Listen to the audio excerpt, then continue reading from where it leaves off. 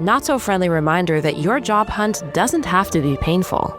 At all. For all of the no-fluff advice for getting ahead in your career without losing your mind, listen to Clock In with Emily Durham wherever you get your podcasts. The new Wegovy pill is now available through Weight Watchers. Powerful GLP-1 results in a simple pill at the lowest price available. And with Weight Watchers, you can get doctor support and personalized nutrition programs. See if you qualify at weightwatchers.com. Ad not reviewed or approved by Novo Nordisk. Frequency Podcast Network. Stories that matter, podcasts that resonate. He's in the building!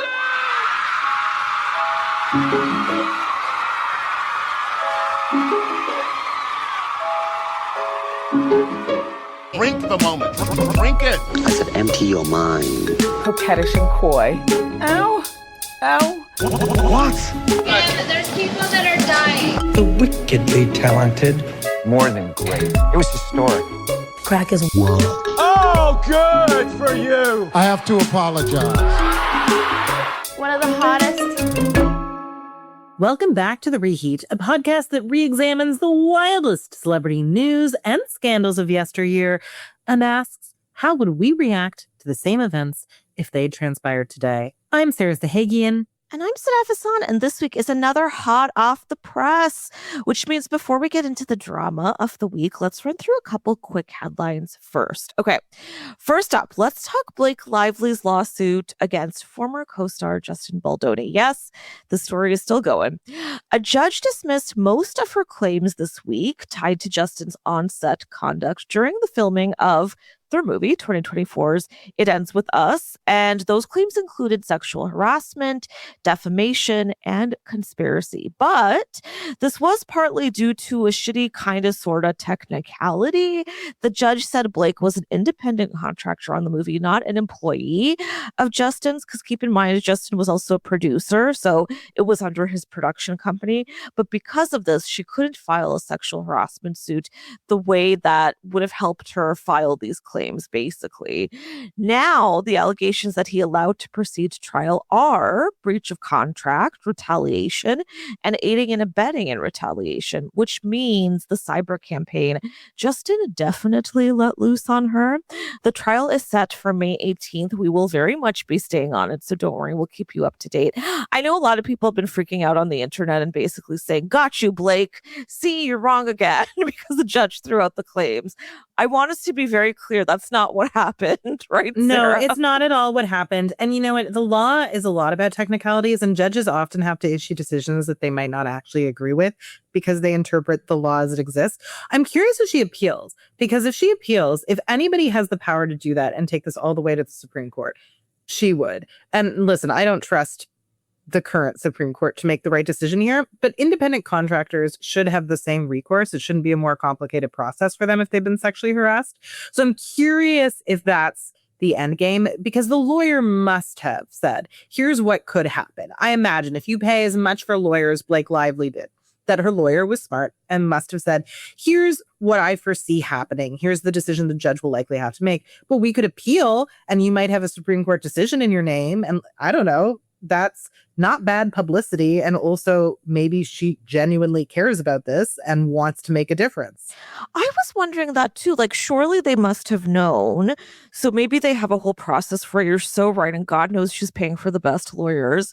I will say I'm really glad that the retaliation claims are still in there, because to me, that's one of the biggest, toughest parts of this entire battle between these two. If they can come to some kind of great, not settlement, but solution that maybe can help prevent something like this in the future, I can't wait to see it, because I feel like we're still seeing the after effects of the cyber campaign, right? Just the way that people were already jumping on her from just this bit of news. It's nuts.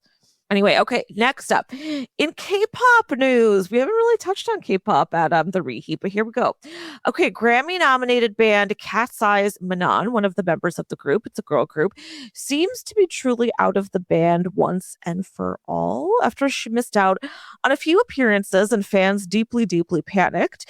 She said she was taking a hiatus from the popular group to focus on her health. This was back in February. But this week, she removed mention of the band from her social media profile, styles, which has folks in an uproar. This is partly due to concerns the band and their management don't know how to support a Black woman. And note, she is the only Black woman signed to HYBE, the massive South Korean label that's host to all the major K-pop bands that come to mind for you, for me, for all of us. There have been a lot of concerns going around regarding potential mistreatment and racism of Manon, with some stamping her with the quote angry Black woman label or accusing her of being lazy. That must be why she's out of the band. We will share an essay or two in the show notes about this. There's a really lovely one in Elle magazine that dives deeper into this from a Black journalist who talks about what might be happening and why some fans are theorizing this. And listen, if you think K-pop is silly, it's really, really massive right now. And Cat's Eye is uber popular. So if they're ousting their single Black member, it says a lot. It says a lot. Last up, okay. For a sort of fun piece of news, Hilary Duff recently revealed on Las Culturistas podcast that her ex-boyfriend and late pop star Aaron Carter appeared to her during a psychic reading. She also revealed that she's very close friends with his sister Angel, which made me happy. As a refresher, Aaron died in 2022 at age 34 in a drug-related accidental drowning. That devastated me. I was such a fan of his when I was younger. He and Hilary dated in 2001 when they were basically kids. Any thoughts on any of those headlines I just ran through? Hilary Duff is interesting because, I mean, the writer of Gossip Time calls her a zero threat, right? Because she can't sing, she can't dance, she can't act. But she is always relevant because she's charming. She'll tell you all the details. She's constantly interesting. She's a great celebrity, not necessarily a great performer. I think we can all agree with that. I don't even know if Hilary would say she's a great performer. But I just love that she's relevant again. I just love having her around, don't you? I know, me too. I love her so much. She is so charming and she's funny. And you're right, she's rather candid. Like, she's also been talking a lot about her relationship with her sister lately because we knew that they weren't as close, right? And she's got a song on her new album about the tension between the two of them and between her and her dad. She's talked about how he hasn't taken very well to her success. So, Hilary, tell it all. I'm here to hear it. I love it. All right. Today, our big piece of news is really just one massive story. It's the one that's taken over the internet in the last couple of weeks. For some of you, you're probably deep into it already. And for others, you may be incredibly puzzled about what the hell is going on. So we're going to catch you up. I'm talking about the Bravo reality series Summer House, which follows a group of 20 and 30-somethings and, let's be real, a few 40-somethings in a house in the Hamptons, partying and sleeping together. Again, let's be real, together on the weekends. It's very real world, but just over the summer, basically. It's been running for about 10 seasons. We're currently in the 10th, which is wild. Now, if you remember the Scandival scandal, when Vanderpump Rules' Tom Sandoval was exposed for sleeping with his friend's girlfriend and cheating on his longtime girlfriend, Ariana Madix, consider this the new version of that. Here's the quick, messy explainer. The current drama centers on a love triangle, of course, between Ciara Miller, Amanda Petula, and West Wilson.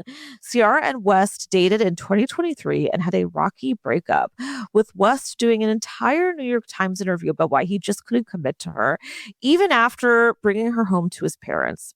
But this season has been hinting they might reconcile. At the same time, Amanda, who was not only Ciara's close friend, but also fresh off a very public split from her husband, grew closer to West. Now, on March 31st, Amanda and West released a kind of hilarious statement, very serious statement online, revealing they were seeing each other, seemingly to get ahead of photographic evidence. I don't know why they put this statement out. It was kind of shocking. Their statement also suggests they're not even in a relationship. They're not committed to each other, but they're maybe in a situationship, which is wild. West has been seeing other women as well, because one of them has revealed online she's struggling with the news. They've been seeing each other this entire time. What the hell is going on? He's been seen with multiple other women around New York over the last few months. So basically, this whole thing feels very sordid right now. Why put out a whole statement if you're not actually together? Here's the trouble. Not only does this mean that Amanda was cheating on her husband at the time, Kyle, but she was secretly sleeping with her close friend's ex, the same one who had been confiding to her about that situation endlessly. Now, in the aftermath, the internet has exploded, quickly taking Ciara's side. Even massive Bravo fan John Hamm has declared himself Team Ciara. I love that man. Ciara has, of course, unfollowed both Amanda and West on social media. She hasn't directly addressed the drama, except for some implied sarcasm here and there. Meanwhile, West and Amanda appear to have flown out of New York. Dramatic. Now, Sarah, I know you don't watch Summer House, but having heard all of that, what do you make of it all? Why do you think the internet is so up in arms? We've talked so much about infidelity on the reheat and how that seems to just really be the one big thing that upsets Americans, like Westerners, really. And you've always said cheating is not the worst thing in the world. But I want to hear your take on this, because this is a love triangle. It's infidelity. It's all of the things we hate in one. It's the statement that's weird, because if they'd been caught and this were in the tabloids, if this were in the tabloids, it said tabloids weirdly, I would have some degree of sympathy potentially. I don't know the full context, but people make mistakes. However, it seems like this is just a very naked attempt to get infamy for people who want to be more famous. And infamy is it's a type of fame, right? Because why would you release this statement unless were you being blackmailed and you felt like you had to? I don't know. Are you getting ahead of it? But do these people seem particularly ashamed? I haven't been following this. Do they seem particularly remorseful and upset? It's a good question. And I love that take. I hadn't thought about that at all, that perhaps this is kind of an effort at grabbing a few more headlines. But, it's a dark attempt to do that too, because you're throwing your friendship under the bus. Have they seemed remorseful? It's hard to say, because the people who are involved in this have not made a statement, which also doesn't sound great.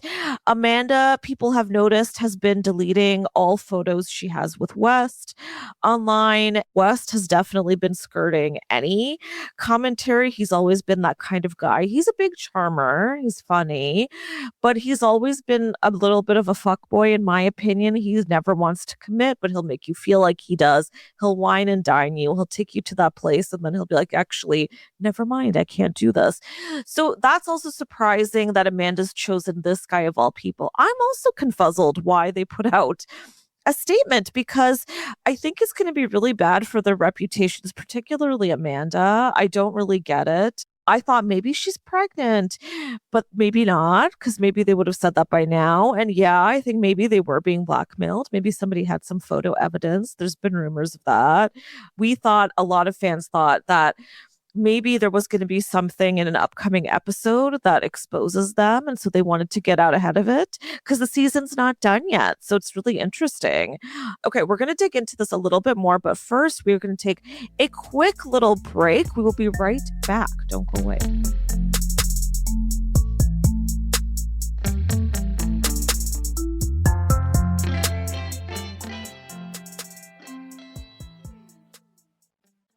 Weight Watchers now offers access to affordable GLP-1s. It works for members like...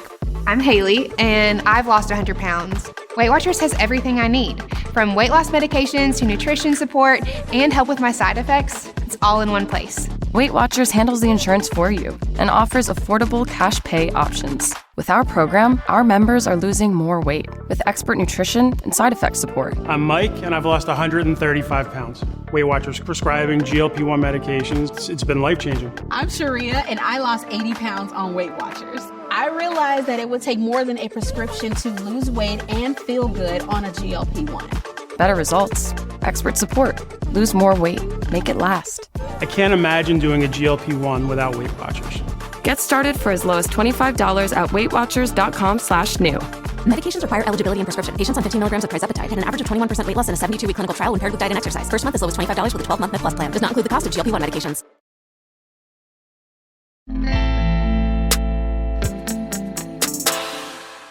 And we're back.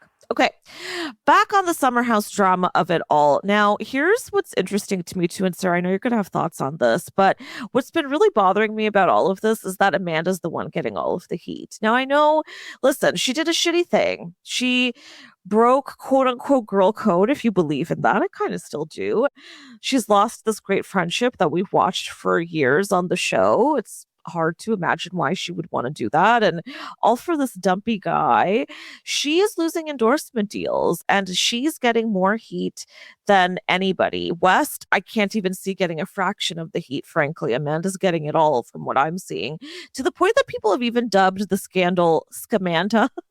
Which is in line with a recent scammer there was a podcast about a scammer that was also called Scamanda. We can link to that if you're interested. It's a good podcast. It's quite good.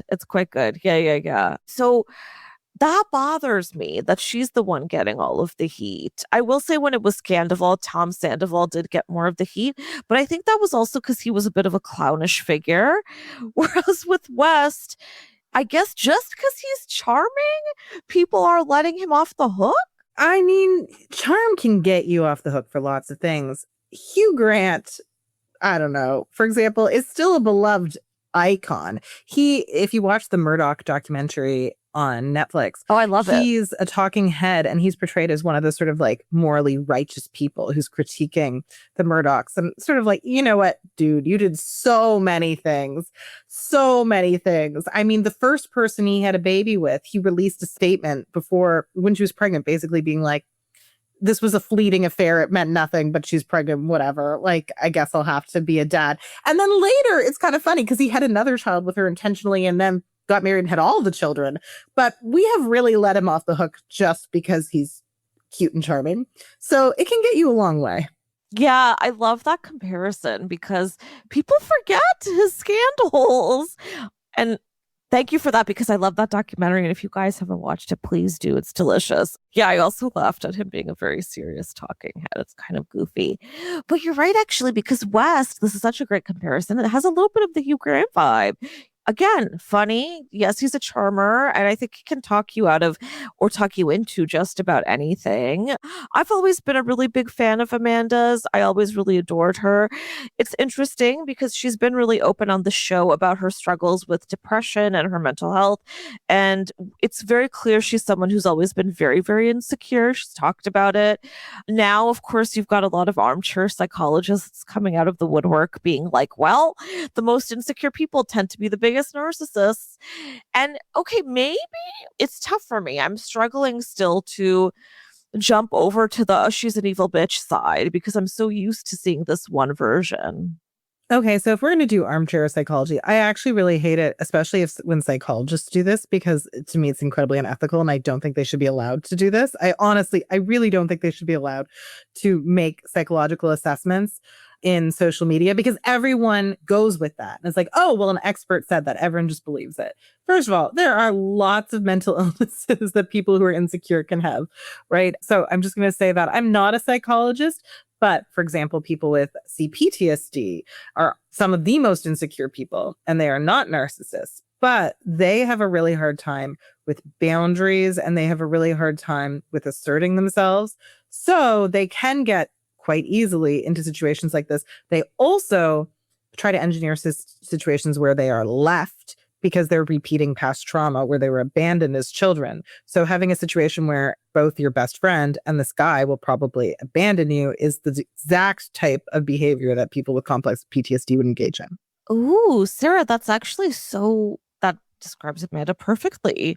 Huh. I knew getting your thoughts as someone who doesn't watch Summer House would be phenomenal. You're taking me places I hadn't gone already. Okay, that's really interesting. Well, I mean, I guess we'll see how things pan out. I have to share, too, that there's been some talk over the fact that a lot of the cast members are profiting off of the scandal. So, for instance, Kyle, Amanda's ex-husband, who's taking the news shockingly well, I must say. It does seem like he's moved on. I will say they split, I think, months ago at this point. But he does seem to be dating somebody new, or at least that's what the rumor mill says. I'm glad if he's taking it well. I felt for him.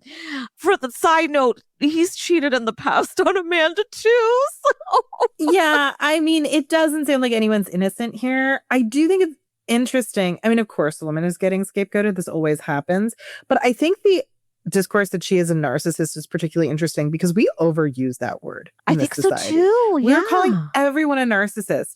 And just because you've made a mistake, like, listen, there are real narcissists, right? I think I've met some. They're definitely narcissists. But not everyone who's ever done something unkind or something sloppy is a narcissist, right? There are lots of people who've blown up their lives in ways that they later regret who are narcissists. The difference is, do you figure out that what you did was wrong, right? Like there's different, and I'm also not a psychologist, so there are probably lots of other differences. But we just keep calling people narcissists who are just human and flawed, right? And I think that one thing I really don't like in our society, and I think we've now, anytime someone doesn't handle particularly relationship drama perfectly, we say that they're toxic. And I'm sorry, there's no manual that you're given as a child. So if you didn't come from a super functional household, you're learning as you go. And so to just say that anybody who ever makes a mistake is a narcissist or is toxic is the type of thing that I think then really gives these people a sense of shame and they can never come back from it and they can never atone. Like, I just think that cheating, you didn't murder anyone. Okay. So people have to be allowed to atone from infidelity. It's not a crime, right? Like it is a mistake that some estimates say the majority of couples are affected by at some point. And so let's compare it to another crime like murder. The majority of human beings do not commit murder at any point. It looks like close to a majority of people, if not maybe a majority of people, depending on how you define infidelity, have committed infidelity at some point. So while it's not a good thing, I think we have to accept that this is a human thing and people need to be allowed to atone from it. You can't just condemn someone forever. This is my take. I love that take. I love that take. Thank you for comparing it to murder of all things. That brings me joy. And you know what? You're right. I completely agree. People have also been labeling this whole thing toxic. All of the words that you used, I think it's a bit extreme. I also think it's really fascinating how and again, I'm not taking Amanda or West's side, but I do think it's interesting how much we also turn the jilted person into the biggest victim of all time when this is on a pedestal, right? It's all Yes. It's a little odd. So for instance, with Scandival, we saw Ariana Madix become a massive star because she was jilted. And listen, I love Ariana. I'm sorry that happened to her, but she's not a star. She doesn't make sense as the host of every reality game show we have now. She's acting now, which she's not particularly good at. And like, she's everywhere. And I'm like, listen, I love you, girl, but you don't work for this. Find your lane. But because people are so heartbroken for her, it feels like we're going to be giving her everything we can forever and ever. And I think the same thing is happening for Ciara right now. She's becoming a godlike character. It's fascinating. Yeah, we really love scorned women as a society. Listen, I think that we should lift them up. I'm happy with that. But everyone should listen to the first episode we ever did was about the Team Aniston versus Team Jolie dynamic and how actually neither woman really stoked the flames of that rivalry. It was pretty media manufactured and that Jennifer Aniston didn't really want that role. I mean, she did profit a lot off of it. So I think on some level, she wasn't doing a lot of work to dispel it and say, I'm not a victim. But she wasn't actually leaning in as hard as I think the media acted like she was. And to this day, people bring that up. Remember when Angelina Jolie and Brad Pitt got divorced because he hit her on a plane and the media coverage was just like, oftentimes the cover was like photos of Jennifer Aniston laughing as though this was funny to her that her ex had become an abusive husband and had to get a divorce. Yes. God, if I were her, I would have sued the shit out of those tabloids. Yeah. You're right. It's kind of wild. Even all these years later, she's still, I think, kind of placed in that dynamic of being the victim of Angelina. Angelina is certainly still played as a villain, which is insane. Well, okay, so I want to touch on what you were just saying about that element of profiting off. So Kyle, again, so he's got a company called Loverboy that he puts out, it's basically an alcohol line or like a spritzer line, and did very well in the beginning of the show's run. It hasn't been doing so well in the last little while, which he's been honest about. Now they put out some merch with some of the phrases. So, for instance, one of the cast members is named Carl. When Kyle was approached on the street by TMZ to talk about this drama, Kyle was like, honestly, guys, I'm fine, but Carl's a mess. And it became like this funny running thing for all the fans. And so now Loverboy has put out like hoodies that say Carl's a mess. And of course, they're selling out. Frankly, I would love one myself. I want one too, and I don't even watch this show. I know, Sarah. And so they did say that the proceeds were going to go towards Carl's favorite nonprofit. Carl has dealt with addiction in his life. He lost a sibling to addiction. So they're putting it towards a recovery nonprofit, which is great. Yeah. And I think that's a great element of if you are quote unquote profiting off of something like this, you're doing it in good ways. But then at the same time, Carl and his own ex, Lindsay, that's another drama, but they banded together to do some ads for Uber Eats that also are jumping off of the scandal. So a lot of people have been saying, well, this is shitty. I mean, you're profiting off of your friend's scandal. Yeah, it is shitty. And that's terrible. But Sarah, you know what? To be honest, I kind of feel like good, get your money. You guys are on a reality show. This is how that world works, right? I know. No, that's true. You're right. I know it's a bit dastardly. Oh, I love myself for using that word today. That's a great word, Sadaf. I know. But I feel like that's kind of the way that world works, right? Like you're on a reality show, which means to a degree, your off-camera hijinks is a part of that TV viewing experience still. And for them, and for Kyle especially, I feel like because he's been struggling financially, get what you can. And for Carl and Lindsay's a master at this sort of thing. I just think, why not? Because people are looking to all of them for commentary. Ciara, I will say, has been going in the other direction. Again, she's the victim in all of this. She's been posting a lot of things on her Instagram, encouraging people to donate to different resources that she likes. So for instance, Girl Scouts, she was saying, they really taught me how to handle things like this, basically. They're a great organization, donate to them. And I kind of love that too. So, they're all taking their own angle. I think Ciara probably comes out a little purer in this instance. What did Girl Scouts do to help you learn about infidelity and cheating? She said it made her brave and courageous and able to stand up for herself in situations like this. Okay. My experiences were very different. It just made me afraid of like camping and bugs. So anyway, good for her. Love that, Sarah. Okay. Good for her. That would be me. Yeah. Well, you know what? Outdoor education is important. So I am on her side about that. Okay. And also just people should donate to nonprofits. I love when people donate to nonprofits that help children in particular, because especially in America, they don't seem to care about kids at all. So this is nice to see. I guess it's the benefit, the corporate social responsibility angle of the scandal, right? So we're going to have a scandal and we're going to get our endorsements, but we'll also raise money for charity. Exactly. Isn't it funny? It reminds me of when Taylor Swift and Joe Alwyn were going through their breakup and he was getting hounded by her fans. And so he posted Free Palestine and donate to Palestine links on his Instagram because he knew that the fans were running to his page. And I just thought that's so clever. Like, find a way to make the media scrutiny work in your favor. Exactly. No, it was clever. And I really actually feel bad for that man for what happened, because I don't know how good a boyfriend he was or wasn't, but that was a disproportionate level of abuse he got from the world. Yeah. I mean, this is the other thing. Like, if we talk about Amanda, and I know I'm sounding so sympathetic toward her, but listen, they're still all people at the end of the day. But this girl has pretty fragile mental health. She's talked about it a lot on the show. The level of abuse she's getting online right now worries me a little bit. I just don't know that it's warranted. Even, again, as Sarah has always said, infidelity is not murder. Okay. It's not murder. It's not murder, but we act like it is. We act like it is the absolute worst thing you can do. And I honestly feel like, here's the thing.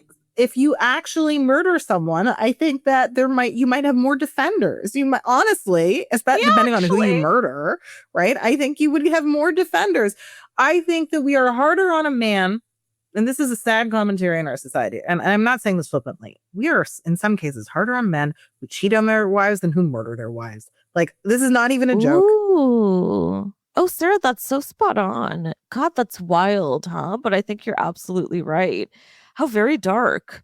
Yeah, it's odd, isn't it? I guess abuse and anything of that realm is still considered so taboo to talk about, whereas cheating is so easy to talk about, I suppose, because it's also kind of salacious, right? I mean, that's part of the reason the scandal has exploded. If this was a domestic abuse scandal, people would not be talking about it like this, which is kind of insane. Well, no, because people were so much harder on Brad Pitt when he cheated on Jennifer Aniston, allegedly, than when he hit his wife on a plane and there was an FBI file, right? To be honest, they were barely hard on him, right? In both cases. Yeah, exactly. He won an Oscar after that happened and spun this narrative that she was just sort of a crazy bad wife. And her reputation has never recovered, ever. You constantly hear, remember I was at TIFF a couple years ago.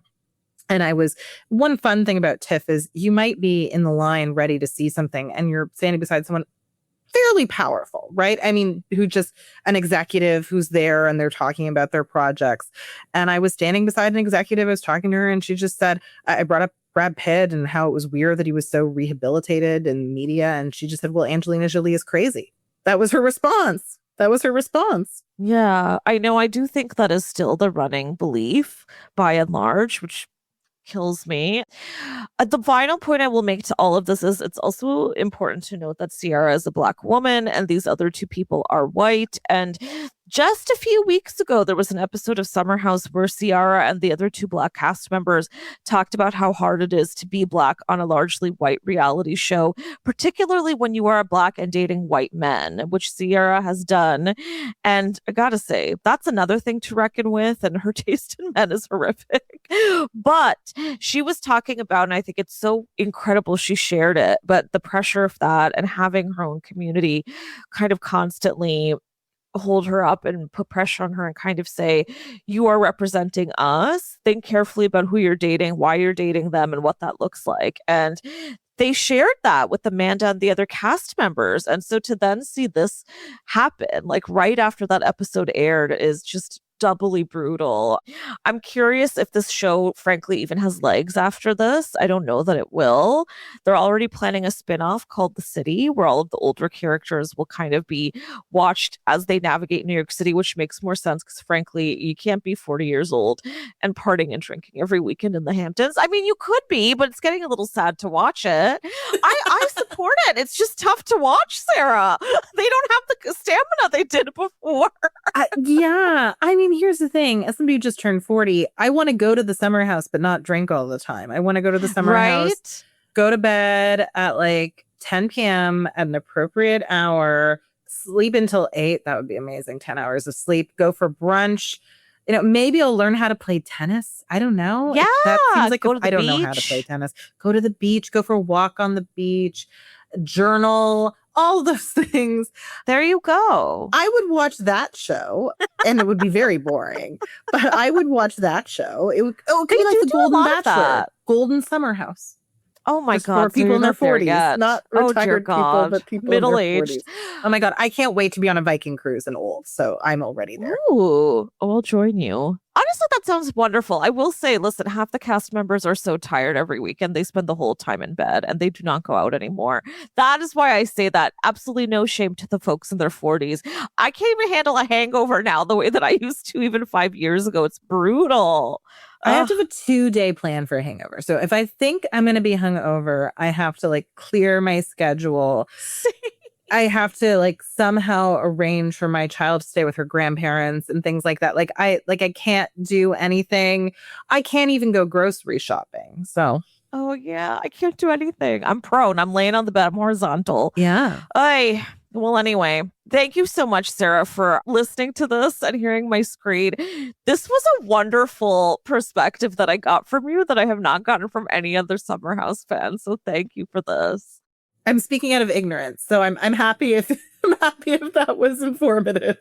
Oddly enough, it sounded like you knew exactly what you were talking about and are well versed in Summer House drama. Yeah. Maybe that's how great I am at describing the scandal. You're so good. No, you're a very good teacher. I didn't know these people before. Well, I guess I know their tropes, right? And that's the thing. If you know the tropes, reality shows are very similar. They're all the same all over again. Nothing is ever new. It's true. So, but you also are a great teacher. You're a great teacher. And, I also benefited from the fact that reality TV is incredibly unoriginal. It's true. It's true. Gosh, and perfect sum up. But that's this week's episode. We will stay on top of the scandal and report as it unfolds. Don't you worry. Now, thank you to all of our wonderful, wonderful listeners. We will be back again next week with a brand new episode. You can listen to The Reheat for free on the Seeker app. You can also find the show on the Frequency Podcast Network or wherever you get your podcasts. If you want to hear more from me, you can find me at _Stephzone on Twitter and at Canada Whore on Instagram. Sarah, where can our listeners find you? Listeners can find me on Instagram at @TheHagianSarah. And if you liked this podcast, please rate, review, and subscribe. This helps other listeners find us too. If you would like us to keep growing, and we hope that you will, we would absolutely love for you to support us on Patreon at patreon.com/TheReheat. We've got some fun stuff in store. Thank you so much for listening. Have a great day.